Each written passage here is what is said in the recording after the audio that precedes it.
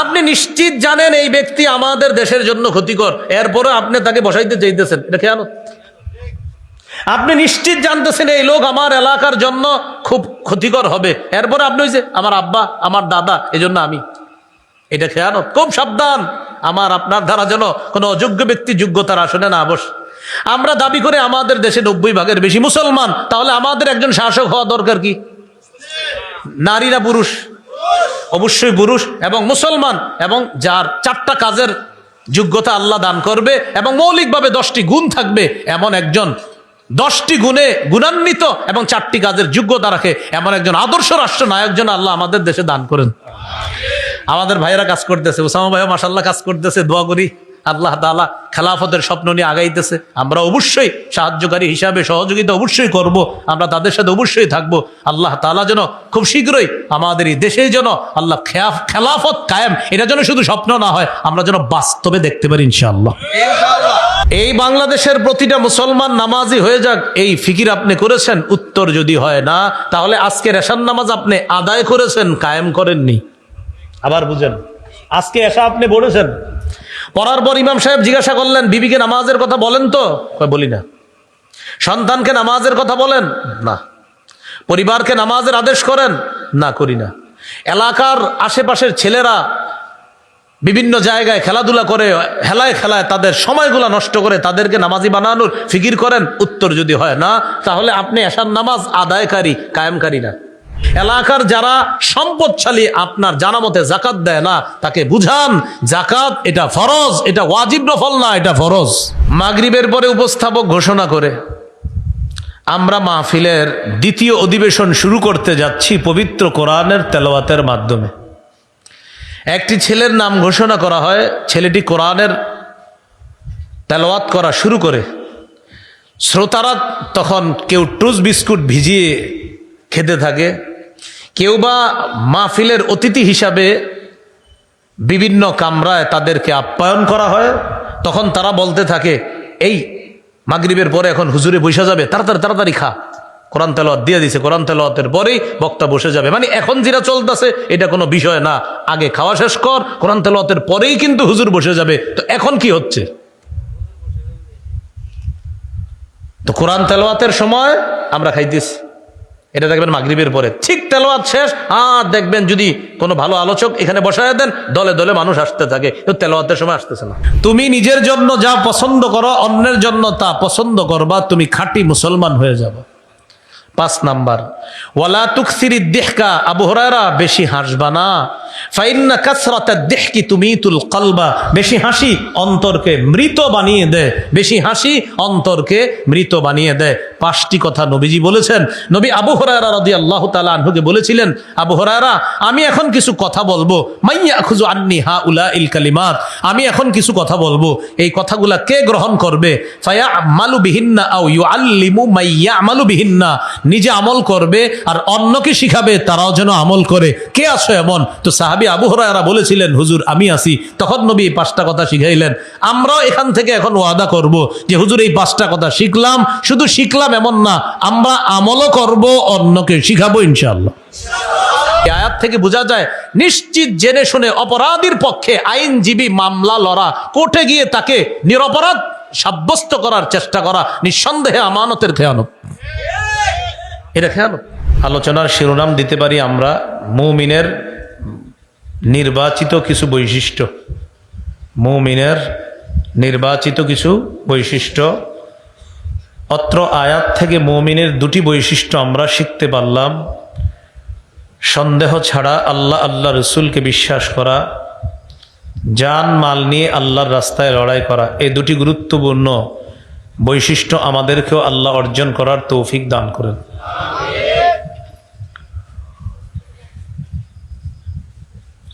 সূরা নূরের 62 নম্বর আয়াতে আল্লাহ তাআলা মুমিনের একটি বৈশিষ্ট্য আলোচনা করেছেন। মুমিন যখন দলবদ্ধ কোনো কাজের মধ্যে থাকে, প্রধান যিনি আছে তার অনুমতি ছাড়া মুমিন কোথাও যায় না। আল্লাহ তাআলা বলেন, ইন্নামাল মুমিনুনা আল্লাযীনা আমানু বিল্লাহি ওয়া রাসূলিহি, মুমিন তারা যারা আল্লাহ এবং তার রসুলকে বিশ্বাস করে, ওয়াইদা কানু মাহু আলা আমরিন জামিইন লাম ইয়াযহাবু, মুমিনরা যখন নবীর সাথে থাকে, দলবদ্ধ কোন দলের মধ্যে যখন নবীর সাথে থাকে, তখন তারা লাম ইয়াযহাবু হাত্তা ইস্তাযিনু, নবীর অনুমতি ছাড়া কোথাও যায় না। তাহলে মুমিনের আরেকটি বৈশিষ্ট্য পাইলাম, এই যুগে মুমিন দলবদ্ধ কোন দলের মধ্যে কোনো একজন ব্যক্তির তত্ত্বাবধানে থাকলে তার অনুমতি ছাড়া মুমিন কোথাও যাবে না, কিছু করবে না, মানে আমিরের অনুগত্য করা। এখানে মনে রাখা প্রয়োজন, আল্লাহর আনুগত্য নিঃশর্তভাবে করতে হবে।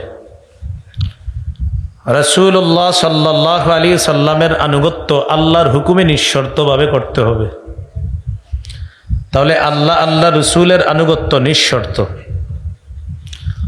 এছাড়া দুনিয়ার কোনো মানুষের আনুগত্য নিঃশর্তভাবে করা যাবে না।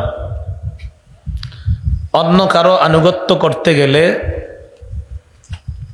ওই ব্যক্তি, অনুসরণীয় ব্যক্তি যদি কোরআন সুন্নাহের বিরুদ্ধে কোনো কথা বলে, ইসলামের বিরুদ্ধে কোনো কথা বলে, তাহলে ওই ব্যক্তি আর অনুসরণীয় ব্যক্তি থাকে না, তিনি বর্জনীয় ব্যক্তিতে পরিণত হয়। এই জন্য রাসূলুল্লাহ সাল্লাল্লাহু আলাইহি ওয়াসাল্লামের একটি হাদিস মনোযোগ দিয়ে আমরা সবাই শুনলে বিষয়টি সহজে বুঝে আসবে। সহিহ বুখারীর বর্ণনা, এক দলকে রাসূল সাল্লাল্লাহু আলাইহি ওয়াসাল্লাম কোথাও প্রেরণ করার সময় তাদের একজন আমির নিযুক্ত করে দিলেন। ওয়া আমারহুম আইয়ুতিউহু, যারা আমিরের তত্ত্বাবধানে ওই দলের মধ্যে আছে তাদেরকে রাসূলুল্লাহ সাল্লাল্লাহু আলাইহি ওয়াসাল্লাম হুকুম করলেন তারা যেন আমিরের কথা মানে। একজন আমির বানায়া দিলেন আর বলে দিলেন সবাই আমিরের কথা মানবা। আমির সাহেব দল নিয়ে গেলেন, যাওয়ার পর কোনো কারণে আমির সাহেবের রাগ উঠছে। রাগ ওঠার পর আমির সাহেব তার দলের মধ্যে যারা আছে তাদেরকে বললেন, ইজমাউলি হাতাবা, তোমরা আমার জন্য লাকড়ি সংগ্রহ করো। ফাজামাউ লাহু, তারা লাকড়ি সংগ্রহ করলো। দ্বিতীয় হুকুম করলেন, আউকিদুহা নারা, লাকড়িগুলোর মধ্যে আগুন ধরায়া দাও। তারা লাকড়িগুলোর মধ্যে আগুন ধরিয়ে দিল। কয়টা হলো হুকুম? দুইটা। লাকড়ি সংগ্রহ করলো, তারা হুকুম পালন করলো। আগুন ধরিয়ে দাও, এই হুকুমও পালন করলো। লাকড়ি আনলো, স্তূপের মধ্যে আগুন জ্বালায়া দিল। আমির সাহেব ৩ নম্বর হুকুম করলেন, উদখুলুহা, তোমরা সবাই আগুনে ঝাঁপ দাও।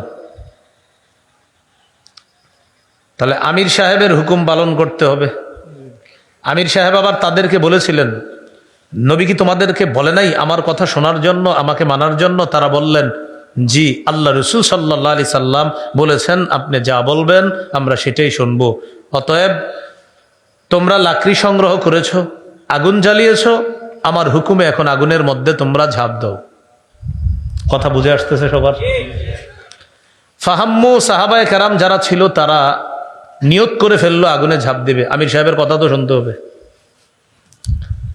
ঝাঁপ দেওয়ার আগে একজন আরেকজনকে বলা বলি করতে লাগলো, আচ্ছা আসলে ঝাঁপ দিমু? একজন আরেকজনকে। তারা সিদ্ধান্তহীনতায় ভুগতে লাগলো, আসলে আগুনে ঝাঁপ দিব?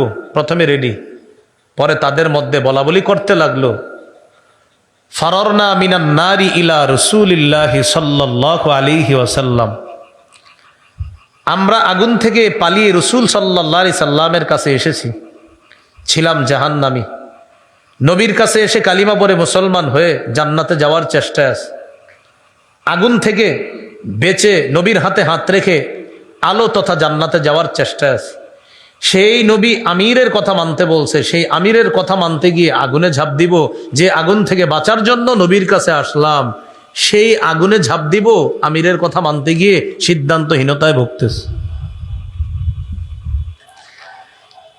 সিদ্ধান্ত নিতে পারতেছিল না আগুনে ঝাঁপ দিবে কি দিবে না। ইতিমধ্যে হাত্তা সাকানা গদবহু, আমির সাহেবের রাগ ঠান্ডা হয়ে গেল। বলেন আলহামদুলিল্লাহ। শুধু একজন মানুষের রাগ 10-12 বছর কোনোভাবেই ঠান্ডা করা গেল না, কিন্তু এই আমির সাহেবের রাগ ঠান্ডা হয়ে গেছে। আমির সাহেবের রাগ ঠান্ডা হওয়ার সাথে সাথে এদিক দিয়ে কি হলো আপনার, হাত্তা খামাদাতিন নার ওয়া সাকানা গদবহু, সাহাবায়ে কেরাম আগুনে ঝাঁপ দিবে কি দিবে না। ইতিমধ্যে আগুন নিভে গেল, আমির সাহেবের রাগও ঠান্ডা হয়ে গেল, মানে আগুনও নিভে গেল, রাগও ঠান্ডা হয়ে গেল, আগুনে ঝাঁপ দেওয়া লাগে নাই। তবে ঘটনাটি আল্লাহ রসুল সাল্লাল্লাহু আলাইহি সাল্লামের কাছে পৌঁছেছে। হুজুর, আমিরের কথা মানতে গিয়ে আগুনে ঝাঁপ দেওয়ার জন্য আপনার একদল সাহাবী তৈয়ার ছিল, বাকি ঝাঁপ দেয় নাই। এক পর্যায়ে আগুন নিভে গিয়েছে, আমির সাহেবের রাগও ঠান্ডা হয়ে গিয়েছে। রাসূলুল্লাহ সাল্লাল্লাহু আলাইহি সাল্লাম বললেন, ভালো কাজ করেছে। লাউ দাখালুহা মা খারাজু মিনহা ইলা ইয়াউমিল কিয়ামা, তারা যদি আমিরের এই হুকুম মান্য করে আগুনের মধ্যে ঝাঁপ দিত, কিয়ামত পর্যন্ত আগুন থেকে বের হতে পারত না। বলি নাউযু বিল্লাহ। হাদিসের শেষে রাসূল সাল্লাল্লাহু আলাইহি সাল্লাম বললেন, ইন্নামাত তাআতু ফিল মারুফ, আমির মানতে হবে শুধু ন্যায়সঙ্গত কথা কাজে। আমিরের কথা যদি ন্যায়সঙ্গত কথা হয়, আমিরের হুকুম যদি ন্যায়ের হুকুম হয়, সঠিক হুকুম হয়, সেখানে আমিরের কথা মানা যাবে। আমির যদি অন্যায় কোনো কথা বলে, অন্যায় কোনো কর্ম করে, কোনো অপব্যাখ্যা করে, আলেমরা যদি সেই অপব্যাখ্যা সম্পর্কে উম্মতকে সতর্ক করে দেয়, সেই আমিরকে বর্জন করা উম্মতের উপর দায়িত্ব কর্তব্য হয়ে যায়। বুঝে শুনে ঠিক বলতেছেন তো? আচ্ছা, আল্লাহ এই ঠিকটা প্যান্ডেলের বাহিরে গিয়েও ঠিক থাকার তৌফিক দান করেন। তাহলে মুমিনের 3টা বৈশিষ্ট্য জানলাম। মুমিন সন্দেহ ছাড়া আল্লাহ রসুলকে বিশ্বাস করে, মুমিন জানমাল নিয়ে জিহাদ করে, মুমিন দলবদ্ধ কোনো কাজে থাকলে প্রধান যিনি থাকে তার কথা অমান্য করে না। তবে এখানে আমরা একটা মাসালা শিখলাম, আল্লাহর আনুগত্যে কোনো শর্ত নাই, নবীর আনুগত্যে আল্লাহর হুকুমে কোনো শর্ত নাই। এছাড়া অন্য কারো আনুগত্য নিঃশর্তভাবে করা যাবে না, সেখানে শর্ত আছে। ইসলাম বহির্ভূত কোনো কর্মকাণ্ড, কথা যদি আমাদের কোনো প্রধানের মুখ থেকে বের হয়, তাকে মানা যাবে না, তার কথা শোনা যাবে না। তাহলে 3টি বৈশিষ্ট্য জানলাম মুমিনের। সূরা আনফালের 2-3 নম্বর আয়াতে মুমিনের 5টি বৈশিষ্ট্য আল্লাহ আলোচনা করেছেন। আগের 3 আর 5 কত হয়? 8। সূরা আনফালের 2-3 নম্বর আয়াতে যে 5টি বৈশিষ্ট্য আল্লাহ আলোচনা করেছেন, একটু শুনি আল্লাহ কি বলেন। ইন্নামাল মুমিনুনা আল্লাযীনা ইযা যুকিরাল্লাহু ওয়াজিলাত কুলুবুহুম, মুমিন তারা যাদের সামনে আল্লাহর আলোচনা করা হলে, আল্লাহর স্মরণ করা হলে, আল্লাহর জিকির করা হলে তাদের অন্তর কাঁপতে থাকে আল্লাহর ভয়ে। সুবহানাল্লাহ।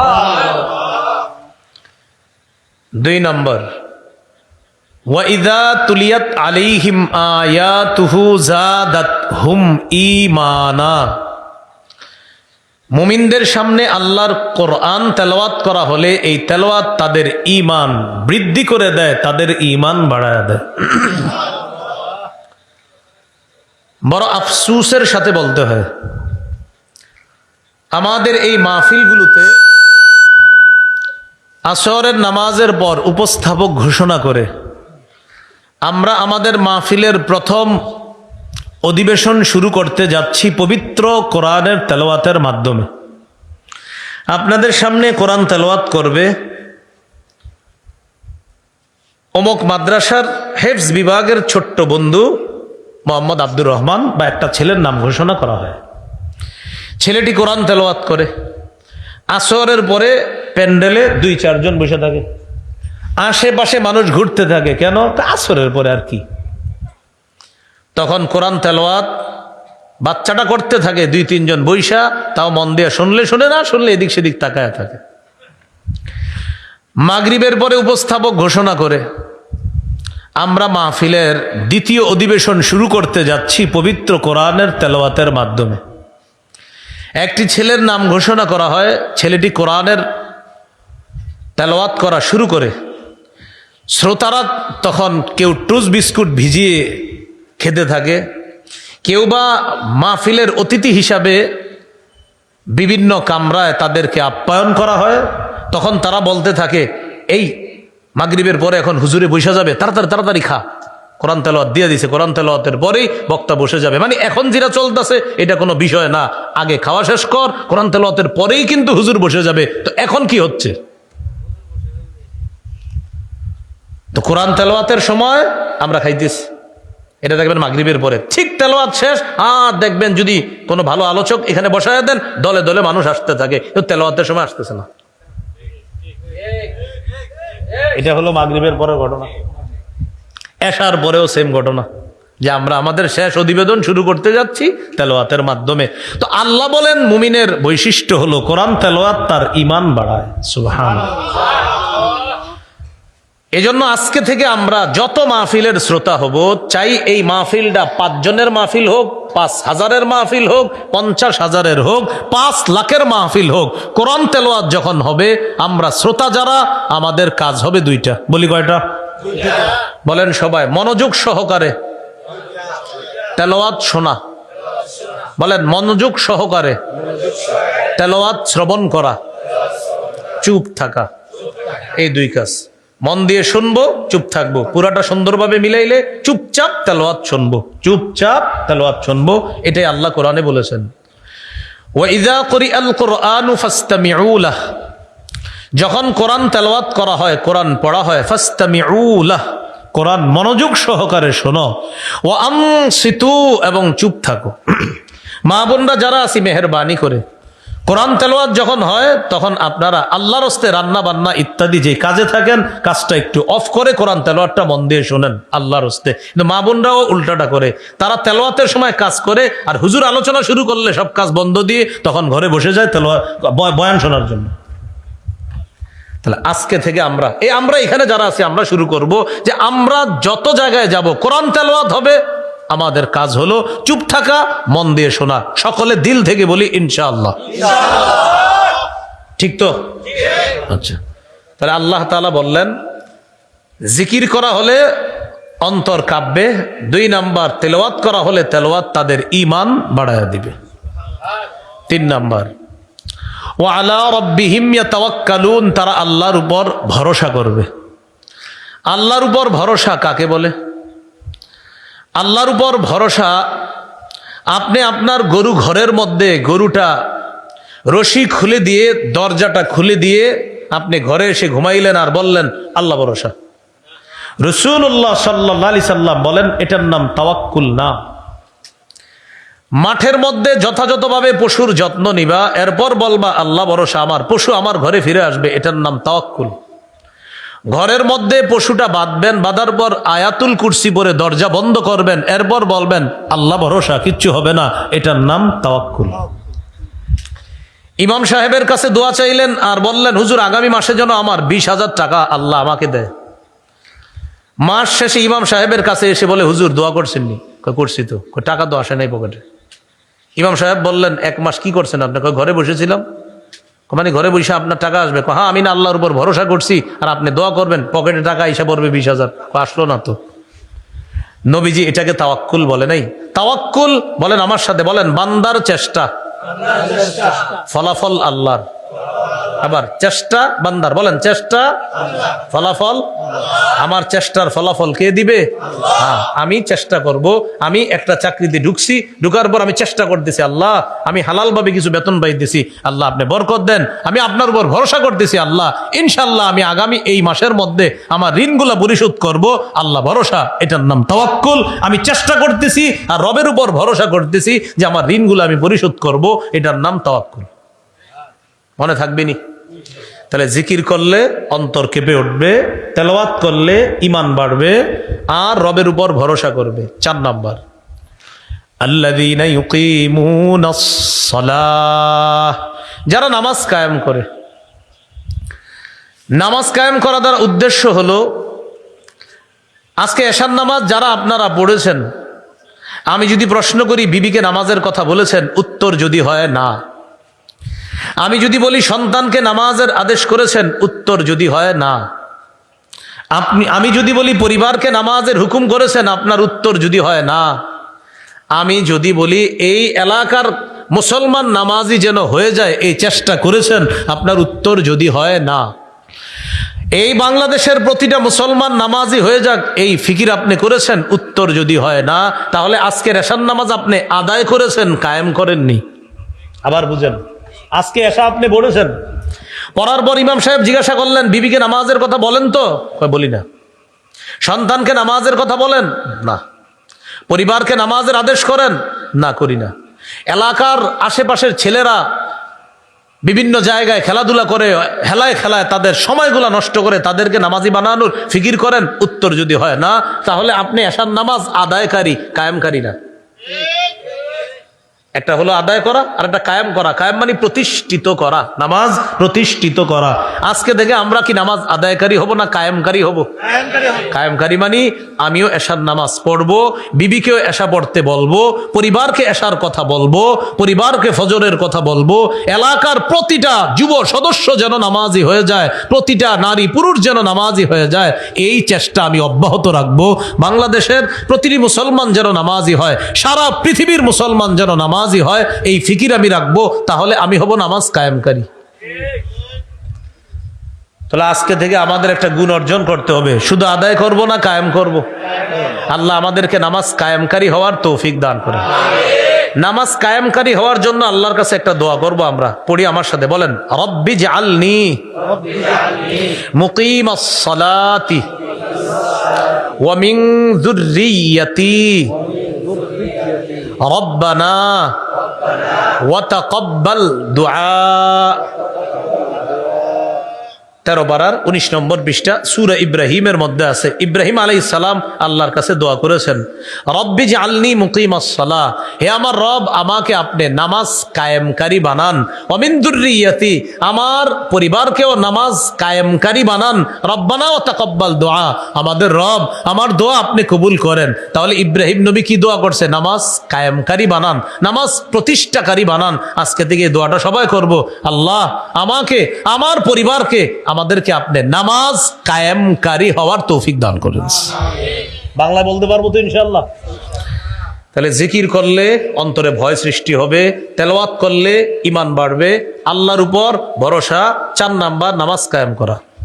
5 নাম্বার ওয়া মিম্মা রাযাকনাহুম ইউনফিকুন, তারা আমার দেয়া রিজিক থেকে খরচ করবে। খরচ দ্বারা এখানে 1 নম্বর উদ্দেশ্য যাকাত আদায় করা। যাকাত আদায় করা, মনে রাখবেন, এটা আপনার না, যাকাতের অংশটা এটা হকদারদের। আপনার 40 ভাগ সম্পদের মধ্যে 39 ভাগ আপনার, 1 ভাগ হকদারদের। এটা আপনি তাদের কাছে পৌঁছে দেওয়া আল্লাহ আপনাকে দায়িত্ব দিচ্ছে। তাহলে আজকে থেকে আমরা মনে রাখবো, 40 ভাগ সম্পদের মধ্যে 39 ভাগ আমার, 1 ভাগ হকদারদের, এটা তাদের কাছে পৌঁছে দেওয়া। হকদারদের মধ্যে আপনার আপন ভাই যদি যাকাত গ্রহণ করার যোগ্য হয় তাকেও যাকাত দেওয়া জায়েজ, আপন বোন যদি যাকাতের যোগ্য হয় তাকেও যাকাত দেওয়া জায়েজ, আত্মীয় স্বজনের মধ্যে যারা যাকাত খাওয়ার যোগ্য তাদেরকে যাকাত দেওয়া জায়েজ, এতিম অসহায় মিসকিন যারা তাদেরকে যাকাত দেওয়া জায়েজ। অতীতে যারা যাকাত দেন নাই, বিবারিয়া অনেক বড় বড় মাদ্রাসা আছে, পাশে আল্লামা আনসারী রহমতুল্লাহি আলাইহি, কিংবদন্তি মুফাসসির রহমতুল্লাহি আলাইহির মাদ্রাসা আছে, আপনাদের পাশেই তো এটা। এরপরে আশেপাশে বিবারিয়া প্রচুর মাদ্রাসা। এই মাদ্রাসার বিজ্ঞ মুফতি সাহেবের সাথে বসবেন, বসার পর বলবেন, হুজুর অতীতের বকেয়া জাকাতগুলা দিতে চাই, আগামীতেও আমি জাকাত সঠিকভাবে দিব। কিভাবে দিব? মুফতি সাহেবের সাথে বসে অতীতের জাকাতের হিসাবটাও বের করে নিবেন। এলাকার যারা সম্পদশালী আপনার জানা মতে জাকাত দেয় না, তাকে বুঝান জাকাত এটা ফরজ, এটা ওয়াজিব নফল না, এটা ফরজ। জাকাত কি ফরজ? এটা কি কোনো নফল নফল মুস্তাহাব নাকি? না, ফরজ। এই জন্য জাকাতের যিনি আপনার দিবে উনি কিন্তু আপনারা বলবে আমার টাকা মানুষের জ্ঞানে দিব, আপনি মহব্বতের সাথে বলবেন এটা আপনার না, জাকাতের অংশটা এটা আপনার না, 39 ভাগ আপনার, জাকাতের অংশটা অমুক খাতের, অমুক খাতের, অমুক খাতের। আল্লাহ আপনাকে দায়িত্ব দিছে, আপনি যথাযথভাবে এটা পৌঁছায় দেন। তাহলে আগের 3টা বৈশিষ্ট্য, আর সূরা আনফালের 5টা, 3 আর 5 কত? 8টা। সূরা তাওবা 71 নম্বর আয়াত, সূরা তাওবার ৭১ নম্বর আয়াতে আল্লাহ মুমিনের ৬টি বৈশিষ্ট্যের কথা আলোচনা করেছেন। দেখি আপনাদেরকে এখন পরীক্ষা করবো, এই ৬টির মধ্যে 2টি বৈশিষ্ট্য এমন, যেই 2টি বৈশিষ্ট্যের কথা সূরা আনফালে আলোচনা হয়ে গেছে। আমি বলবো, বলার পর আপনারাই বলে দিবেন হুজুর এটা কিন্তু আগে আলোচনা হয়েছে। তা আমি বলি, শোনেন মন দিয়ে। সূরা তাওবা ৭১ নম্বর আয়াত, মুমিনের ৬টি বৈশিষ্ট্য আল্লাহ বলেন, ওয়াল মুমিনুনা ওয়াল মুমিনাতু বা'দুহুম আউলিয়াউ বা'দ। মুমিন নর নারী একে অপরের অভিভাবক, একে অপরের হিতাকাঙ্ক্ষী, কল্যাণকামী বন্ধু। একটা হলো। 2 নাম্বার, ইয়ামুরুনা বিল মারুফ, তারা সৎ কাজের আদেশ করে। 3 নাম্বার, ওয়ায়ানহাউনা আনিল মুনকার, তারা অসৎ কাজের নিষেধ করে। 4 নাম্বার, ওয়ায়ুকিমুনাস সালাহ, তারা নামাজ কায়েম করে। তারা কি বলেন তারা নামাজ কায়েম করে, এটা গেছে। 5 নাম্বার, ওয়ায়ুতুনাজ যাকাত, তারা যাকাত আদায় করে, গেছে, মাশাআল্লাহ। 6 নাম্বার, ওয়ায়ুতিউনাল্লাহ ওয়া রাসূলা, তারা আল্লাহ রাসূলের আনুগত্য করে, এটা যায় নাই। তো 6টার মধ্যে 2টি গেছে, রইল কয়টা? 4টা। তাহলে আগের 8, নতুন 4, কয়টা হলো? 12টা। নতুন 4টা সূরা তাওবার ৭১ নম্বর আয়াতে। আমি 4টি আবার বলছি। 1 নাম্বার, মুমিনরা একে অপরের হিতাকাঙ্ক্ষী, কল্যাণকামী বন্ধু। 2 নাম্বার, মুমিন সৎ কাজের আদেশ করে। 3 নাম্বার, মুমিন অসৎ কাজ থেকে নিষেধ করে, তারা নামাজ কায়েম করে। 5 নাম্বার, তারা যাকাত দেয়, এটা আগে গিয়েছে, তাহলে 3টা হলো। আর 4 নাম্বার, ওয়ায়ুতিউনাল্লাহ ওয়া রাসূলা, তারা আল্লাহ রাসূলের আনুগত্য করে। আল্লাহ বলেন, উলাইকা সায়ারহামুহুমুল্লাহ, এরা তারা যাদেরকে অচিরেই আল্লাহ রহমতের চাদরে আবদ্ধ করবে, তাদের প্রতি দয়া করবে। তাহলে আগের 8, নতুন 4, কয়টা হলো? 12টা। মনে রাখবেন, মুমিনের কয়টা বৈশিষ্ট্য গেল? 12। মুমিনের 13 নম্বর বৈশিষ্ট্য সূরা নূরের 51 নম্বর আয়াতে আল্লাহ বলেন, ইন্নামা কানা কাউলাল মুমিনিনা ইযা দুউ ইলাল্লাহি ওয়া রাসূলিহি লিয়াহকুমা বাইনাহুম আইয়াকুলু সামি'না ওয়া আতা'না। গুরুত্বপূর্ণ অংশ, আছেন তো আপনারা সবাই? আচ্ছা। আল্লাহ তাআলা বলেন, মুমিনদেরকে যখন আল্লাহ এবং আল্লাহ রাসূলের দিকে আহ্বান করা হয়, তাদের মাঝে ফয়সালা করার জন্য আল্লাহর দিকে আহ্বান করা হয়, দ্বারা উদ্দেশ্য আল্লাহর কোরআনের দিকে। রসুলের দিকে যখন আহ্বান করা হয়, দ্বারা উদ্দেশ্য হলো রসুলের সুন্নাহের দিকে। মুমিনদেরকে যখন কোরআনের দিকে এবং সুন্নাহের দিকে আহ্বান করে, তাদেরকে যখন ডাকা হয়, আহ্বান করা হয় তাদের মাঝে মীমাংসা করে দেওয়ার জন্য, তখন মুমিনদের বক্তব্য হলো সামি'না ওয়া আতা'না। বলেন আমার সাথে, বলেন শুনলাম, মেনে নিলাম। সবাই বলেন শুনলাম, মেনে নিলাম। এক অংশ আমি, বাকি অংশ আপনারা। আমাকে, আপনাকে, আমাদেরকে যদি কোরআন হাদিসের দিকে আহ্বান করে বলা হয়, ভাইজান আপনাদের এলাকায় এই সমস্যা আছে, এই সমস্যার সমাধান কোরআন সুন্নাহ অনুযায়ী করব, আপনারা কি মানবেন? জবাবে আমরা কি বলবো বলেন তো? শুনলাম, মেনে নিলাম। বলেন শুনলাম। এখন আপনারা বলেন, এই মসজিদের খতিব সাহেব যদি আপনাদেরকে বলে, আজকে জুমায় আপনাদেরকে গুরুত্বপূর্ণ একটি বিষয় বোঝানো হবে কোরআন সুন্নাহ থেকে, আপনারা কারা কারা শুনবেন? হাত তুলে দেখান তো ইনশাআল্লাহ। ঠিক তো? আচ্ছা, তো মনে করেন আগামী জুমায় ডাকা হয়েছে আপনাদেরকে, আছেন তো সবাই? আচ্ছা। ডাকার পর খতিব সাহেব সূরা আলী ইমরানের 131 নম্বর আয়াত তেলাওয়াত করছে, ইয়া আইয়ুহাল্লাযীনা আমানু লা তাকুলুর রিবা আযআফাম মুদাআফা। খতিব সাহেব কোরআনের সূরা আলী ইমরানের 131 নম্বর আয়াত তেলাওয়াত করে অনুবাদ শোনায়া দিলেন, হে ঈমানদারগণ, তোমরা বহুগুণে বৃদ্ধি করে সুদ খেও না, চক্রাকারে বৃদ্ধি করে সুদ খেও না। এখন খতিব সাহেব বললেন, ভাইজান এলাকায় যারা সুদ খায়, আল্লাহর কোরআন বলছে তারা যেন সুদ না খায়।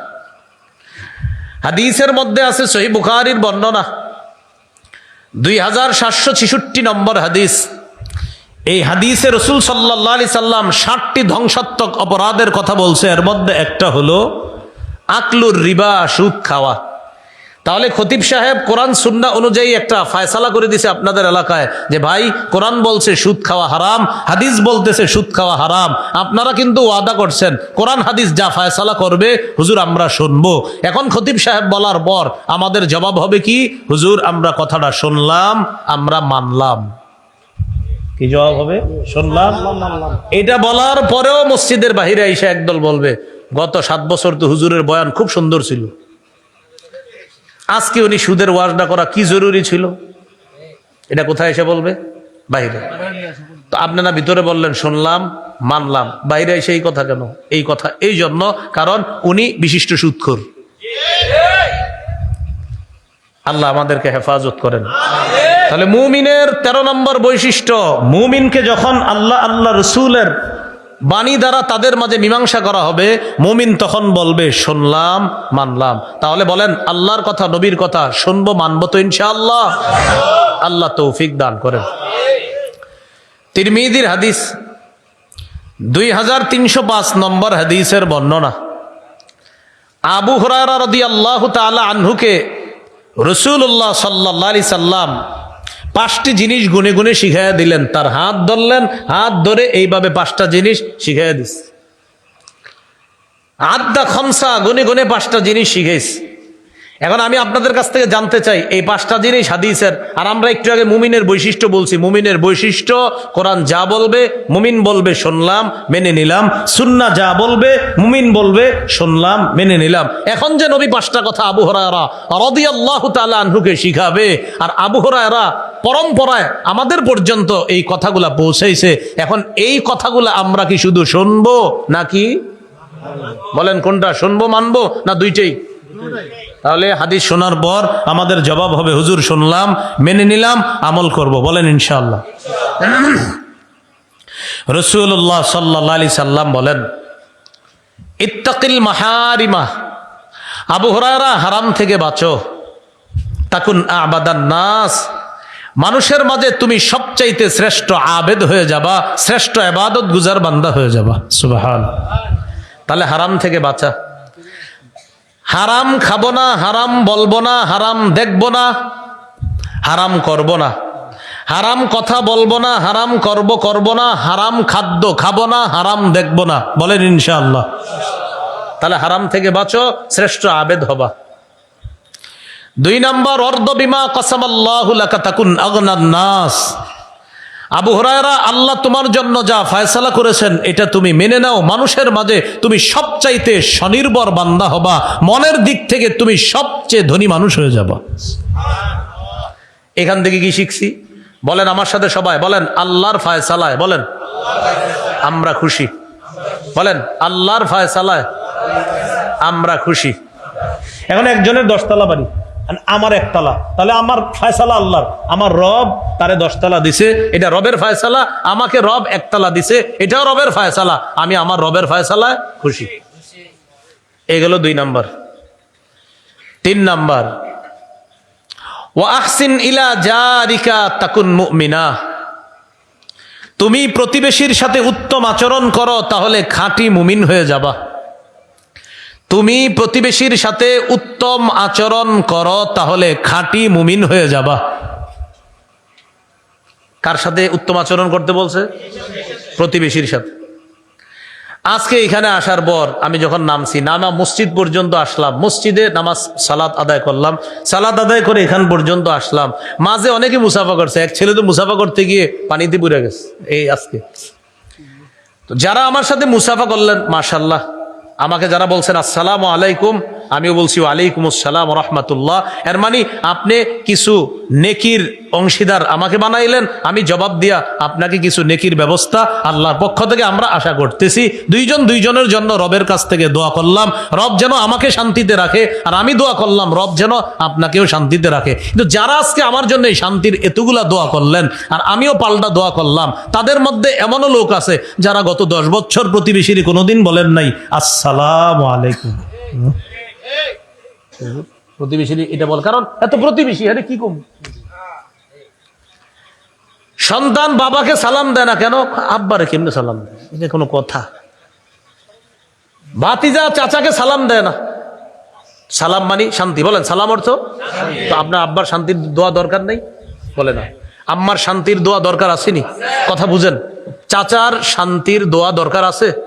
তো আমার জন্য এতগুলা শান্তির দোয়া করলেন, আমিও পাল্টা কতগুলা শান্তির দোয়া করলাম, কিন্তু আপনি আপনার প্রতিবেশীর জন্য একদিন শান্তির দোয়া করলেন না। 5 ওয়াক্ত নামাজে দেখা হচ্ছে 5 বার বিভিন্ন জনের সাথে, দেখা যেহেতু হইতেছে সালাম দেয় না। ভাই এনে সালাম দিলেন না কেন? হারলে এর সাথে তো দেখা হয়, তো দেখা হয় বলেই তো সালাম দিবেন। দেয়াল, দেয়াল, এই যে দেয়াল, আপনি একজনকে সালাম দিছেন, রাসূলুল্লাহ সাল্লাল্লাহু আলাইহি সাল্লাম বলেন সালাম দেওয়ার পর এই দেয়ালের এই পাশে এসে উনি আড়াল হয়ে গেছে, আড়াল হওয়ার পর আবার এই পাশে আসছে, নবীজি বলেন আবার সালাম দাও। তাহলে প্রতিবেশীর সাথে উত্তম আচরণ করলে খাঁটি মুমিন হওয়া, কিন্তু প্রতিবেশীকে সালাম দিচ্ছি না। ভাই এই মাঠের থেকে একটু ওয়াদা করেন, আজকে থেকে ইনশাআল্লাহ আমরা প্রত্যেকে আমার প্রতিবেশীকে সালাম দেব। ভাই সত্যি তো দিবেন তো ইনশাআল্লাহ? 5 ওয়াক্ত নামাজে যার সাথে আপনার 5 বার দেখা হোক বা দেখা না হোক, নতুন করে দেখা হোক অথবা বারবার দেখা হোক, বারবার সালাম দিব ইনশাআল্লাহ। আল্লাহ তৌফিক দান করুন। প্রতিবেশীর সাথে উত্তম আচরণ করা, রাসূলুল্লাহ সাল্লাল্লাহু আলাইহি সাল্লাম বলেন গোশত যখন রান্না করো ঝোল বাড়ায়া রান্না করবা। কেন? প্রতিবেশীর জন্য অন্তত একটু ঝোল পাঠায়া দিবা। গোস্তের ঘ্রাণে প্রতিবেশীর নাকে যাবে, তারও মন চাইবে গোস্ত খাইতে, হয়তো তুমি গোস্ত দিতে পারবা না, ঝোল তো দিতে পারবা, ঝোল পাঠায়া দিও। রুটি ভিজিয়ে ভাতগুলা ভিজিয়ে খেতে পারবে, অন্তত ঝোল পাঠায়া দিও। এই জন্য যদি আপনি প্রতিবেশীকে কিছু দিতে পারেন তাহলে গোস্তটা একদম ব্যাপকভাবে রান্না করবেন, গ্রান চারদিকে ছড়াইবেন। আর যদি বলেন না আমি প্রতিবেশীরে দিব না, তাহলে এমনভাবে রান্না করেন যেন গ্রান বাহিরে না যায়। আব্দুল্লাহ ইবনে ওমর রাদিয়াল্লাহু তাআলা আনহুমার বর্ণনা, তিনি বলেন এক ব্যক্তি ফল কিনে ঘরে আসছে, আনার পর ওই ফল আরেকজনের সামনে দিয়ে ঘরে নিয়ে গেছে, নিয়ে যাওয়ার পর ফলটা কাইটা বাচ্চার হাতে দিছে। এবার বাচ্চাদের অভ্যাস কি বলেন তো? এক জায়গায় থাকে না, খালি দৌড়ায়, ফলটা নিয়ে দৌড়ে বাহিরে এসে পড়ছে। আরেকজনের বাচ্চা তার ফলটা দেখছে, দেখার পর তোমার আব্বা ফল আনছে, হ্যাঁ, মনে মনে কষ্ট পায়, ওর বাবা আনছে আমার বাবা আনে নাই। আল্লাহ রসুল এটা সহ্য করবে না যে আমার কোন উম্মতের ছোট্ট বাচ্চা তোমার ছোট্ট বাচ্চার হাতে ফল দেখে কষ্ট পাবে, এটা রসুল সহ্য করবে না। তাহলে কি করবেন? ফল যদি কাউরে না দিতে চান এমন ভাবে ঘরে নেন যেন মানুষ বুঝতে না পারে এটার মধ্যে ফল আছে। আর যদি বলেন না হুজুর আমার সামর্থ্য আছে সবাইকে খাওয়াবো, তো আপনি ফল দেখায় নেন। প্রচন্ড গরমের মধ্যে তরমুজ খাইতে অনেকেরই মন চায়, কিন্তু অনেক মানুষ আছে তিনি 400-500 টাকা দিয়ে তরমুজ কিনে খাবে, তাহলে তার এই মাসে নতুন করে তাকে হিসাবে ভাবতে হবে তার, এরকম অনেক মানুষ আছে। এখন আপনি একটা তরমুজ কিনে কি করলেন? সবার সামনে দিয়ে নিতেছেন, একটু দিয়েন। আর যদি বলেন না কাউরে দিবেন না, তাহলে কালো একটা ব্যাগ দিয়ে তরমুজটা ভিতরে নেন যেন প্রতিবেশী দেখে কষ্ট না পায়। এটার ভিতরে কি ফুটবল না তরমুজ যেন বুঝতে না পারে। কথার কথা বুঝাইলাম। তাহলে প্রিয় ভাইয়েরা, প্রতিবেশীর সাথে উত্তম আচরণ করা, এটা নবীজি বলছেন। আর আমরা জানি কি বলছি, মুমিনের বৈশিষ্ট্য শুনলাম, বলেন মেনে নিলাম। তো আজকের পরে এলাকার হুজুরদের কাছ থেকে খোঁজ নিব, হুজুর প্রতিবেশীর জন্য যে বলে আসলাম সালাম দিতে, প্রতিবেশীর হকগুলা রক্ষা করতে করছিনি, এটা জিজ্ঞাসা করা হবে। তাহলে উত্তর হবে, বলেন পজিটিভ না নেগেটিভ? আল্লাহ আমল করার তৌফিক দান করেন। 4 নাম্বার, আহিব্বালিন নাস মা তুহিব্বু লিনাফসিকা তাকুন মুসলিমা। তুমি নিজের জন্য যা পছন্দ করো অন্যের জন্য সেটা পছন্দ করবা, তাহলে তুমি খাঁটি মুসলমান হয়ে যাবা। সুবহানাল্লাহ। তুমি নিজের জন্য যা পছন্দ করো অন্যের জন্য তা পছন্দ করবা, তুমি খাঁটি মুসলমান হয়ে যাবা। 5 নাম্বার, ওয়ালা তুকসিরিদ দিহকা। আবু হুরায়রা, বেশি হাসবা না। ফাইন্না কাসরাতাদ দিহকি তুমিতুল কলবা। বেশি হাসি অন্তরকে মৃত বানিয়ে দেয়, বেশি হাসি অন্তরকে মৃত বানিয়ে দেয়। 5টি কথা নবীজি বলেছেন। নবী আবু হুরায়রা রাদিয়াল্লাহু তাআলা আনহুকে বলেছিলেন, আবু হুরায়রা আমি এখন কিছু কথা বলবো, মাইয়াখুযু আন্নি হাউলাইল কালিমাত। আমি এখন কিছু কথা বলবো, এই কথাগুলা কে গ্রহণ করবে? ফায়ামালু বিহিন্না আও ইউআল্লিমু মাইয়ামালু বিহিন্না। নিজে আমল করবে আর অন্যকে শিখাবে, তারাও যেন আমল করে। কে আছো এমন? তো সাহাবী আবু হুরায়রা বলেছিলেন, হুজুর আমি আছি। তখন নবী এই 5টা কথা শিখাইলেন। আমরাও এখান থেকে এখন ওয়াদা করব যে হুজুর এই 5টা কথা শিখলাম, শুধু শিখলাম এমন না, আমরা আমলও করব, অন্যকে শিখাবো ইনশাআল্লাহ। তাহলে আপনারা মন দিয়ে শোনেন। 1 নাম্বার, হারাম থেকে আমরা বাঁচবো, নিজেরা আমল করব, হারাম কাজ করব না, অন্যকে বলবো হারাম কাজ না করার জন্য। 2 নাম্বার, আমরা আল্লাহর ফয়সালায় খুশি থাকবো, অন্যকেও বলবো ভাই আল্লাহর ফয়সালায় খুশি থাকো। 3 নাম্বার, আমরা প্রতিবেশীর সাথে উত্তম আচরণ করব, অন্যকে বলবো ভাই তুমিও প্রতিবেশীর সাথে উত্তম আচরণ করো। 4 নাম্বার, আমরা নিজের জন্য যা পছন্দ করব অন্যের জন্য সেটা পছন্দ করব, অন্যকেও আমরা বলবো বলবো ভাইয়া তুমি নিজের জন্য যেটা পছন্দ করো অন্যের জন্য সেটা পছন্দ করবা। 5 নাম্বার, আমরা নিজেরা কম হাসবো, অন্যকেও বলবো ভাই কম হাসেন, বেশি হাসলে অন্তর মৃত হয়ে যায়। আল্লাহ আমাদেরকে নিজেরা আমল করে অন্যদেরকে শিখিয়ে দেওয়ার যেন আমরাও পারি, অন্যদেরকে যেন আমল করাতে পারি, উৎসাহিত করতে পারি। আল্লাহ তৌফিক দান করুন। এই গেল 13 নাম্বার বৈশিষ্ট্য। মনে আসেনি? কোরআন সুন্নাহ থেকে কিছু বললে মুমিন কি বলবে? শুনলাম, মেনে নিলাম। আচ্ছা, মুমিনের 14 নম্বর বৈশিষ্ট্য নির্বাচিত, মুমিন আমানতদার হবে। বলেন না একটু, মুমিন। সূরা নিসার 58 নম্বর আয়াতে আল্লাহ বলেন, ইন্নাল্লাহা ইয়া'মুরুকুম আন তুআদ্দুল আমানাতি ইলা আহলিহা, নিশ্চয় আল্লাহ তোমাদেরকে আদেশ করেন তোমরা যেন আমানত হকদারের কাছে যথাযথভাবে পৌঁছে দাও। হাদিসের কিতাব মুসনাদে আহমদ 12,383 নম্বর হাদিস। এই হাদিসে রাসূলুল্লাহ সাল্লাল্লাহু আলাইহি ওয়াসাল্লাম বলেন, লা ঈমানা লিমান লা আমানাতা লাহ, যার মধ্যে আমানতদারিতা নাই তার কেমন যেন ঈমান নাই। তাহলে আমানত এটা রক্ষা করা মুমিনের বৈশিষ্ট্য। মুমিন আমানতদার হবে, মুমিন খেয়ানতকারী হবে না, মুমিন কখনো খেয়ানত করবে না। আল্লাহ আমাদেরকে আমানতদার মুমিন হওয়ার তৌফিক দান করেন। আমানতের বিপরীত হলো খেয়ানত। একটু আমার সাথে বললে মনে থাকবে, বলেন, ঈমান আনার পর ঈমানের উপর অটল থাকা সবচেয়ে বড় আমানত। কুফর করা সবচেয়ে বড় খেয়ানত। কুফর করা সবচেয়ে বড় খেয়ানত। 3 পারা 20 নম্বর পৃষ্ঠা আল্লাহ বলেন, ইন্নাল্লাযীনা কাফারু বা'দা ঈমানিহিম সুম্মা ইজদাদু কুফরা। 3টা আঙ্গুলের দিকে একটু দেখেন, ঈমান, কুফর, কুফর। দেখেন 3টা, ঈমান, কুফর, কুফর। কয়টা হলো? এখানে আল্লাহ ঈমান দ্বারা 1 নাম্বার বলছে, ইয়াহুদিরা ঈমান আনছে তাওরাতের উপর, আনার পর এরপর ইঞ্জিল আসছে, ইঞ্জিল আসার পর ইঞ্জিলকে অস্বীকার করছে, কুফর করছে। এরপরে আসছে কোরআন, কোরআনকে অস্বীকার কইরা কুফর আরো বাড়াইছে। দেখেন, ঈমান, কুফর, কুফর।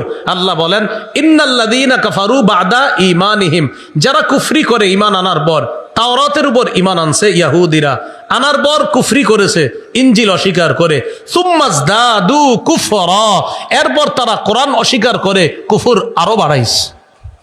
কুফর কি করছে? আরো বাড়াইছে। তাহলে ঈমানের বিপরীতে ঈমানের উপর অটল থাকা, শ্রেষ্ঠ আমানত রক্ষা করা, বিপরীতে কুফর করা, এটা সবচেয়ে বড় খেয়ানত। আল্লাহ আমাদের সকলকে এই ভয়ঙ্কর খেয়ানত থেকে হেফাজত করেন।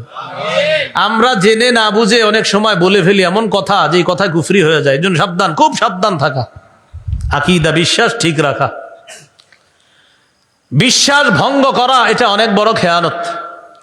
হুদাইবিয়ার চুক্তি হয়েছে রাসূল সাল্লাল্লাহু আলাইহি সাল্লামের সাথে, বেঈমানরা হুদাইবিয়ার সন্ধি করছে। সেই চুক্তি কাফেররা সর্বপ্রথম ভঙ্গ করছে। আল্লাহ এটাকে পবিত্র কোরআনে খেয়ানত বলছে। সূরা আনফালের 71 নম্বর আয়াতে আল্লাহ বলেন, ওয়া ইয়ুরিদু খিয়ানাতাকা, নবী, কাফেররা যদি আপনার সাথে বিশ্বাস ভঙ্গের ইচ্ছা করে, দেখেন তো বিশ্বাস ভঙ্গের আরবিটা আল্লাহ বলছে খিয়ানত। একটু বুঝে শুনে বলেন তো, বিশ্বাস ভঙ্গ এই বাংলার আরবিটা আল্লাহ কোরআনে কি বলছে? খেয়ানত। ওয়া ইয়ুরিদু, তারা যদি ইচ্ছা করে, খিয়ানাতাকা, আপনার সাথে বিশ্বাস ভঙ্গের ইচ্ছা করে। বলেন তো বিশ্বাস ভঙ্গের আরবি আল্লাহ কি বলছে? একটু বলেন না, কি বলছে? এইভাবে বললে কি মনে হয় জানেন? ক্লাসে আছে। তারা যদি আপনার সাথে বিশ্বাস ভঙ্গের ইচ্ছা করে, ফাকাদ খানুল্লাহ মিন কাব, নবী আপনি চিন্তিত হবেন না, ইতিপূর্বেও তারা খেয়ানত করেছে। তাহলে বিশ্বাস ভঙ্গ করা এটা খেয়ানত। আল্লাহ এই খেয়ানত থেকে আমাদেরকে হেফাজত করেন। এরপর ছোট গুনাহ করা, বড় গুনাহ করা এটা আমানতের খেয়ানত। গুনাহ না করা এটা হলো আমানত, গুনাহ করা এটা হলো খেয়ানত। সূরা আনফালের 27 নম্বর আয়াতে আল্লাহ বলেন, ইয়া আইয়ুহাল্লাযীনা আমানু লা তাখুনুল্লাহা ওয়ার রাসূলা ওয়া তাখুনু আমানাতিকুম ওয়া আনতুম তা'লামুন। হে ঈমানদারগণ, তোমরা আল্লাহ এবং আল্লাহ রাসূলের সাথে বিশ্বাস ভঙ্গ করো না এবং জেনে শুনে আমানতের খেয়ানত করো না। জেনে শুনে আমানতের খেয়ানত করো না। ওসামা ভাইয়ের জন্য চেয়ার নেই? নিয়ে আসেন, নিয়ে আসেন। না দিলে আমারটাই ছেড়ে দিব। হুজুর বসেন, আপনি বসেন, চেয়ার আছে হুজুর।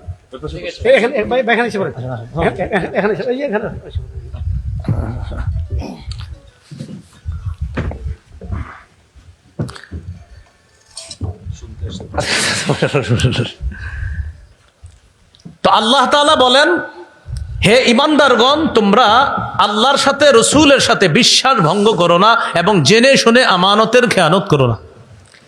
এই আয়াতের ব্যাখ্যা ইবনে কাসির রহমতুল্লাহ আলাইহি লিখেছেন, ছোট গুনাহ বড় গুনাহ এটা মুমিনের আমানতের খেয়ানত। গুনাহ না করা এটা হলো মুমিনের জন্য আমানত, আর গুনাহ করা এটা হলো মুমিনের জন্য খেয়ানত। সূরা গাফির বা মুমিনের 19 নম্বর আয়াত। এই আয়াতে আল্লাহ তাআলা কুদৃষ্টিকে চোখের খেয়ানত বলছে। ইয়ালামু খাইনাতাল আয়ুনি ওয়া মা তুখফিস সুদূর।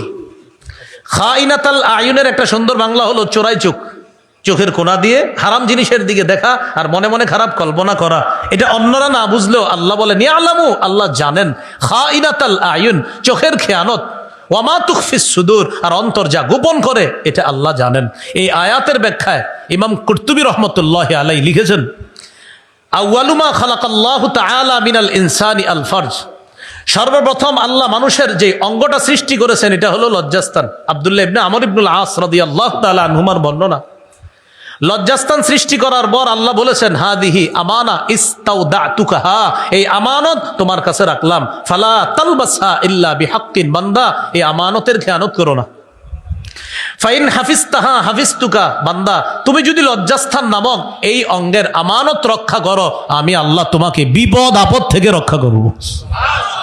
ফাল ফারজু আমানা, লজ্জাস্থান আমানত, ওয়াল উযুনু আমানা, কান আমানত, ওয়াল আইনু আমানা, চোখ আমানত, ওয়াল লিসানু আমানা, জবান আমানত, ওয়াল বাতনু আমানা, পেট আমানত, ওয়াল ইয়াদু আমানা, হাত আমানত, ওয়াল রিজলু আমানা, পা আমানত। শেষে বলতেছে, ফালা ঈমানা লিমান লা আমানাতা লা, যার আমানতদারিতা নাই তার ঈমান নাই।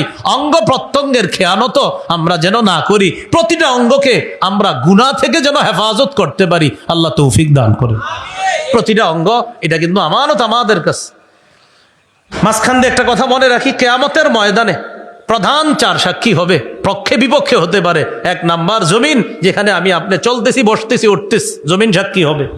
2 নাম্বার আমাদের আমলনামা 2 পাশ থেকে যারা লিখতেছে, সম্মানিত লেখকগণ, ফেরেশতাগণ।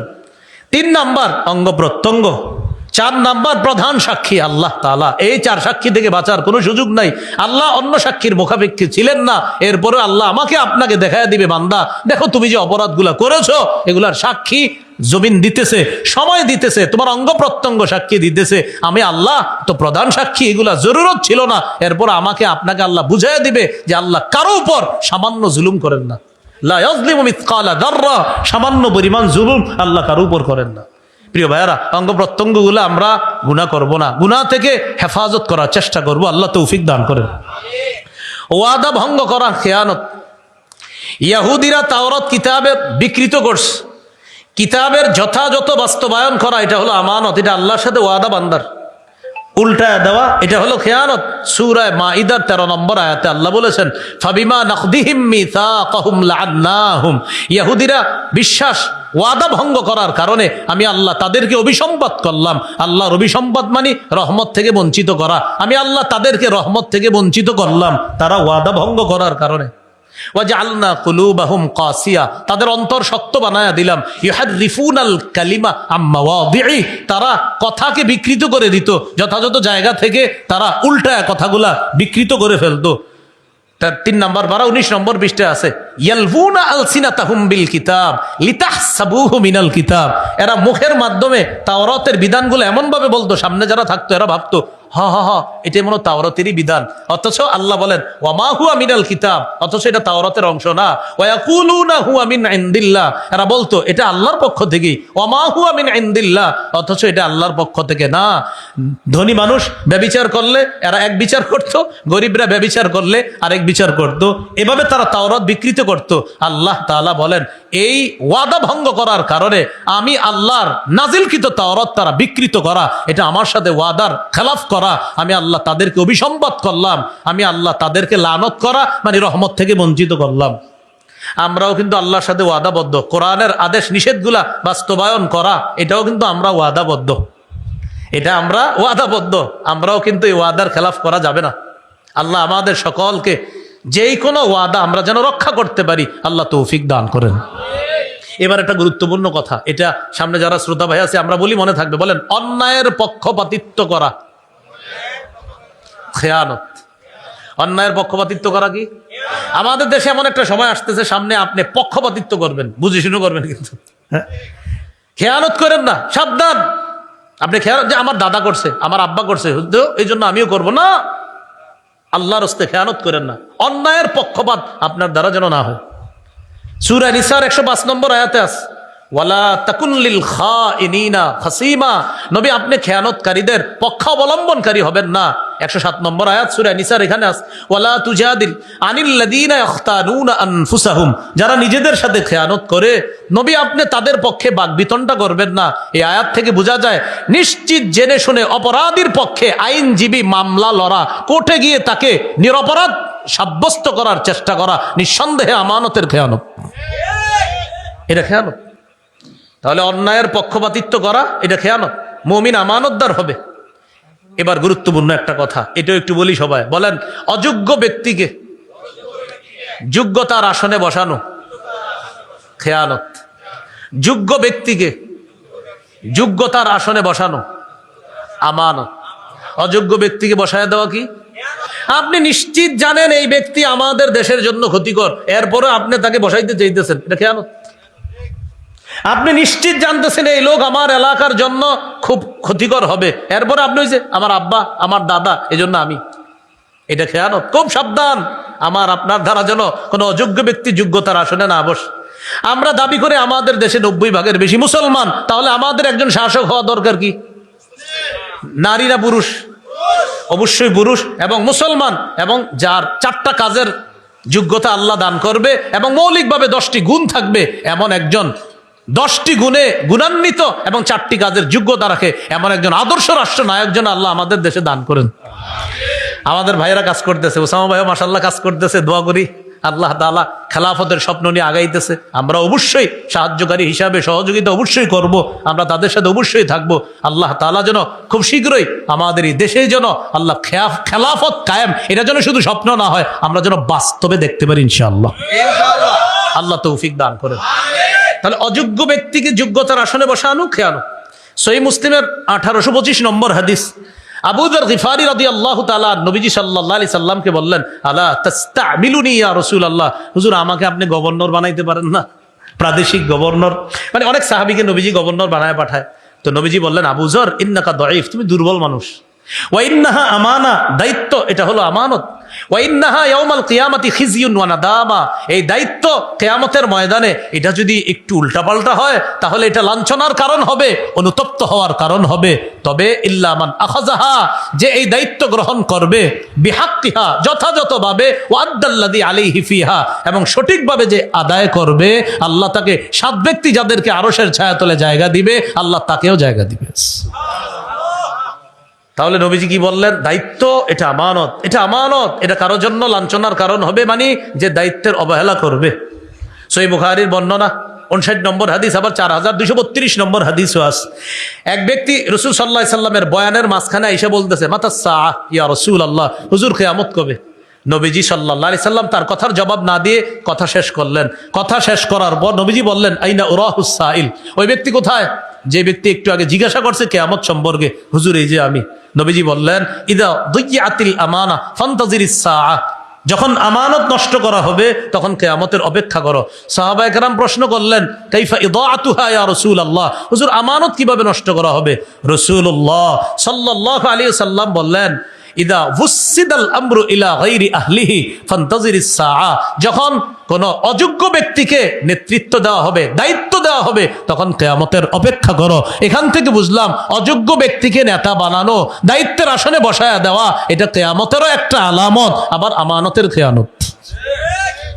বুঝতেছি তো সবাই কথাগুলা? আচ্ছা, তাহলে আমরা বুঝে শুনে সামনের দিকে আগাবো, বলেন ইনশাআল্লাহ। খুব প্রতিটা পদক্ষেপ যেন, আগামী প্রতিটা পদক্ষেপ সতর্কতার সাথে যেন। আলেমরা তো জান প্রাণে চেষ্টা করতেছে বোঝানোর জন্য, এরপরে ওই যে আমাদের দেশের একটা নীতি, ওই আমার আব্বা আমার দাদা, এজন্য আমিও সেই পথে চলার না। এজন্য আমরা সামনের দিক খুব সতর্কতার সাথে, আমার প্রতিটা সময় প্রতিটা মুহূর্ত আমার প্রতিটা পদক্ষেপ যেন বুঝে শুনে হয়, এটা যেন আমানতের খেয়ানত না হয়। ভুল পরামর্শ দেওয়া এটা খেয়ানত, সঠিক পরামর্শ দেওয়া আমানত। আবু দাউদের হাদিস 3657 নম্বর হাদিস, মান আশারা আলা আখিহি বিআমরিন ইয়ালামু আন্না রুশদা ফি গায়রিহি ফাকাদ খানা। যে ব্যক্তি তার ভাইকে এমন পরামর্শ দেয় সে জানে যে এর বিপরীতটা হলো ভুল, এর বিপরীতটা সঠিক। কোন পরামর্শ দিল ভুল পরামর্শ, সে জানে বিপরীতটা সঠিক, ফাকাদ খানা, সে খেয়ানত করলো। আমি ব্যবসায়ী, আমার কাছে আসছেন, আইসা বললেন ভাইজান আমি একটা ব্যবসা করবো। আমি দেখি কি আমি যে ব্যবসা করি আপনি ওইটাই করতেছেন। তখন আমি চিন্তা করলাম, ও যদি আমার বাজারে আমার ব্যবসা করে তা আমার তো একটু সমস্যা হইতে পারে। আমি আপনার পরামর্শ দিলাম, এক কাজ করেন, আপনি প্লেনের পার্টস পাতিগুলা উঠান দোকানে, প্লেনের পার্টস পাতি দোকানে উঠান। আরে ভাই এই এলাকায় প্লেনের পার্টস পাতি কে কিনবে? না আপনি উঠান, আমি বুঝাইতেছি। তো প্লেনের পার্টস পাতি উঠাইছে, এবার আমি সুন্দরভাবে লেখাই দিছি এখানের প্লেনের পার্টস পাতি পাওয়া যায়, সব পাওয়া যায়। উদ্দেশ্য হলো 5-6 দিন থাকবে, 1 মাস থাকবে, থাকার পরে এগুলো তো এখানে বিক্রি হবে না, এমনিই ভাগবে, আমার ব্যবসায়ের জন্য কোনো ক্ষতি না হয়। আমার কাছে পরামর্শ চাইছি, আরে পারলে দিব, না পারলে বলবো ভাই আমি পারবো না, অন্য কারো কাছে যাও। নবীজি বলেছেন সাবধান, তোমার কাছে পরামর্শ কেউ চাওয়া মানে তুমি যদি পরামর্শ দাও, ইন্নাল মুস্তাশারা মুতামানুন, যার কাছে পরামর্শ চাওয়া হয় সে আমানতদার হবে। আপনি আমানতদার হতে হবে, পারলে পরামর্শ দিয়েন, না পারলে ভুল পরামর্শ দিব না ইনশাআল্লাহ। মিথ্যা কথা বলা আমানতের খেয়ানত। রাসূলুল্লাহ সাল্লাল্লাহু আলাইহি সাল্লাম বলেন, কাসাদ্দিকুন ওয়া আনতা বিহি কাযিবুন। এটা কত বড় খেয়ানত, তুমি শ্রোতাদের সামনে কথা বলতেছো, শ্রোতা ভাবতেছে হা হা হা এটা সত্যি কথা, কিন্তু তুমি জানো মিথ্যা কথা। যেমন আমি বললাম, আপনারা যদি আমাকে আগামীতে এই এলাকার দায়িত্ব দেন, তাহলে প্রথম 1 মাসের মধ্যে রাস্তাঘাট যা আছে এগুলা সব ঢালাই করে সুন্দরভাবে করে দিব। ঠিকই আমার দায়িত্ব দিলেন, দায়িত্ব দেওয়ার সাথে সাথে রাস্তায় বাঁশ দেওয়া শুরু করলাম, আপনাদেরকেও বাঁশ দেওয়া শুরু করলাম। কারণ ওই যে আমি যখন কথা বলতেছি তখন আমি জানি আপনারা ভাবতেছেন হা হা উনি ভালো মানুষ, হজ করে আসছে, তাসবিহ পরে খুব মাশাআল্লাহ, আপনারা ভাবতেছেন সত্য কথা, কিন্তু আমি জানতেছি তোরা আমারে খালি কোনো মতে দায়িত্বটা দে। তো নবীজি বলেন কাবুরাত খিয়ানাতান, এটা কত বড় খেয়ানত। তুহাদ্দিসু হাদিসান হুয়া লাকা মুসাদ্দিক, তোমার সামনে যে কথা শুনে সে ভাবতেছে তুমি সত্য বলতেছো, ওয়া আনতা বিহি কাযিব, তুমি মিথ্যাবাদী, এটা বড় খেয়ানত। আল্লাহ আমাদেরকে হেফাজত করেন। মজলিসের কথা বাহিরে না বলা এটা আমানত। মনে পার্সোনাল মজলিস 3-4 জনের, মনে করেন আমি উসামা ভাই আরো 3-4 জন এক জায়গায় বসা, পার্সোনাল একটা মজলিস, এখন উসামা ভাই কথা বলতেছে, হঠাৎ উনি এদিক সেদিক তাকাইতেছে, ভাই কথাটা কিভাবে বলি, এদিক সেদিক তাকায় কিভাবে বলি। তখন আমরা শ্রোতারা বুঝে নিতে হবে তিনি গুরুত্বপূর্ণ কোনো কথা বলতে চাচ্ছে, যে কথাটা আমানত রাখতে হবে। নবীজি ঠিক এইভাবেই বলছে, ইদা হাদ্দাসার রাজুল, কোন ব্যক্তি যখন কথা বলে ফালতাফাতা, আর এদিক সেদিক তাকায়, ফাহিয়া আমানা, ওই মজলিসের এই কথাগুলো আমানত হয়ে যায়, মজলিসটা আমানত হয়ে যায়। সাবধান, তুমি আমানতের খেয়ানত করবা না। তবে হাদিসে আসছে আল মাজালিসু বিল আমানা, মজলিস সব আমানতের, ইল্লা সালাসাতা মাজালিস, তবে 3টা মজলিস এটার আওতাভুক্ত হবে না। 1 নাম্বার সাফকু দামিন হারাম, কোন মজলিসে কাউকে অন্যায়ভাবে হত্যার পরামর্শ হয়েছে, এটা বাইরে গিয়ে বলে দিবেন। 2 নাম্বার ও ফারজুন হারাম, কোন নারীর সম্ভ্রম হানি করার পরামর্শ হয়েছে, আপনি বাইরে গিয়ে এলাকার যুবকদেরকে বলে দিবেন একটা মেয়েকে আজকে এই এলাকায় ভয়ঙ্কর পরিস্থিতির শিকারে ফেলতে পেরে কয়েকজন মানুষ পরামর্শ করছে, এটা আমানতের মজলিস না। যদি বলে কাউরে বইলো না, তাও বলে দিবেন। 3 নাম্বার আউইকিতিতাউ মালিন বিগাইরি হাক্কিন, কোন মানুষের সম্পদ অন্যায়ভাবে আত্মসাতের পরামর্শ যে মজলিসে করা হয় ওটাও আমানতের মজলিস থাকবে না, এটা বলে দেওয়া যাবে। সর্বশেষ কথা, আমাদের সাথে কেউ খেয়ানত করলেও তার সাথে আমরা খেয়ানত করব না। রাসূলুল্লাহ সাল্লাল্লাহু আলাইহি সাল্লাম বলেছেন, ওয়ালা তাখুন মান খানাকা, তোমার সাথে কেউ খেয়ানত করলেও তুমি খেয়ানত করবা না, তোমার সাথে কেউ খেয়ানত করলেও তুমি খেয়ানত করবা না। মুমিনের নির্বাচিত 14টি বৈশিষ্ট্য আমরা আজকে শুনলাম। মুমিন সন্দেহ ছাড়া আল্লাহ আল্লাহ রসুলকে বিশ্বাস করবে, যারা পরে আসছেন একটু শোনেন। 2 নাম্বার জানমাল নিয়ে আল্লাহ রাস্তায় জিহাদ করবে। 3 নাম্বার দলবদ্ধ কোনো কাজে থাকলে আমিরের হুকুম ছাড়া মুমিন কোথাও যাবে না। আমির কাকে মানবেন এই ব্যাপারে আমরা আলোচনা শুনেছি। এরপরে 4 নাম্বার, জিকির করলে মুমিনের অন্তর আল্লাহর ভয়ে কাঁপবে। কোরআন তেলাওয়াত মুমিনের ঈমান বাড়ায়া দিবে। মুমিন আল্লাহর উপর ভরসা করবে। আল্লাহর দেয়া রিজিক থেকে মুমিন যাকাত দিবে। মুমিন নামাজ কায়েমকারী হবে, না আদায়কারী, কায়েমকারী, নামাজ কায়েমকারী হবে। এ হলো 8টা। এরপরে সূরা তাওবা থেকে জানলাম 4টা। মুমিন একে অপরের অভিভাবক। মুমিন সৎ কাজের আদেশ করবে, অসৎ কাজের নিষেধ করবে, আর আল্লাহ রসুলের আনুগত্য করবে। এ হলো 12টা। 13 নাম্বার, কোরআন সুন্নাহ থেকে কিছু বললে মুমিন বলবে শুনলাম আর মানলাম, হ্যাঁ এটা বলবে। আর 14 নাম্বার, নির্বাচিত বৈশিষ্ট্য, মুমিন আমানতদার হবে। এই ব্যাপারে আমরা অনেকগুলা কথা বলেছি। মুমিন সর্বক্ষেত্রে আমানত রক্ষা করবে। আর আগামীতে ইনশাআল্লাহ আমাদের প্রতিটা চাওয়া, প্রতিটা বলা, প্রতিটা স্পর্শ, প্রতিটা পদক্ষেপ খুব সতর্কতার সাথে হবে, আমানতের সাথে হবে। হবে তো ইনশাআল্লাহ? ব্যাস এই পর্যন্ত থাক, ভাই আলোচনা করবে ইনশাল্লাহ। আমরা যেইভাবে আছি বাস এইভাবে থাকি সবাই ইনশাল্লাহ। যারা যারা দাঁড়িয়ে আছি ওই অবস্থায় থাকেন, বসে আছি যারা এই অবস্থায় থাকি। মুসাফা এখন করাটা এটা সৌন্দর্য না, বাস বসে থাকি সবাই যার যার জায়গায়, আলোচনা শুনবো ইনশাল্লাহ। আল্লাহ তাআলা আমাদের সকলকে যে কথাগুলো বললাম শুনলাম আমল করার তৌফিক দান করেন। উসামা ভাই সহ আজকের মাহফিলে যারা এখানে আলোচক আছে, আয়োজক আছে, সকলের হায়াতে আল্লাহ তাআলা হায়াতে তৈয়বা দান করেন, হায়াতে বারাকা দান করেন। আমিন ওয়া আখিরু দাওয়ানা আনিল হামদুলিল্লাহি রাব্বিল আলামিন। আসসালামু আলাইকুম ওয়া রাহমাতুল্লাহ।